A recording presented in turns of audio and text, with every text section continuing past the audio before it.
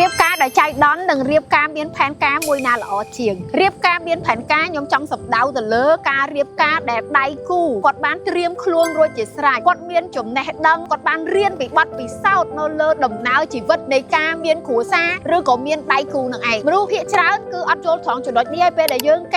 ក៏រៀបការទៅយកបានសិក្សាស្វែងយល់ពីមូលដ្ឋានគ្រឹះពេលដែលយើងមានគ្រួសារយើងត្រូវត្រៀមខ្លួនយ៉ាងណាតាក់ទងមួយដំណើរជីវិតគ្រួសារពេលដែលយើងត្រូវចាត់ចែងលុយកាក់ពេលដែលយើងត្រូវសម្របខ្លួនជាមួយនឹងគ្រួសារសាច់ថ្លៃគឺទាំងអស់ហ្នឹងពេលដែលយើងអត់បានដឹងអត់បានស្វែងយល់វាមានរឿងជាច្រើនចឹងពេលដែលយើងបានយល់ពីមូលដ្ឋានគ្រឹះនៅក្នុងការកសាងគ្រួសារឲ្យមានក្តីសុខសុភមង្គលការការពារពីការមិនយល់ចិត្តគ្នាឬក៏បែកបាក់គ្រួសារពេលដែលយើងចាប់ផ្ដើមកសាងគ្រួសារហ្នឹងវាធ្វើឲ្យគ្រួសារយើងទទួលបាននៅភាពជោគជ័យនៅលើដំណើរនៃការបង្កើតគ្រួសារអញ្ចឹងវីដេអូនេះចង់ចែករំលែកឲ្យបងប្អូនអរគ្នាជាពិសេសដៃគូថ្មីដែលកំពុងតែរៀបចំបង្កើតគ្រួសារតូចគួរតែបានរៀនពីមូលដ្ឋានគ្រឹះនៃការបង្កើតគ្រួសារអញ្ចឹងវីដេអូនេះជាការចែករំលែករបស់ខ្ញុំអ្នកគ្រូសីពៅហើយក៏សូមឲ្យបងប្អូនទាំងអស់គ្នាស្វែងយល់បន្តិចម្ដងពីមូលដ្ឋានគ្រឹះនៃការកសាងគ្រួសារនាំគ្រួសារទៅកាន់មាគ៌ាក្តីសុខសុភមង្គលដែលយើងម្នាក់តែងតែប៉ងប្រាថ្នា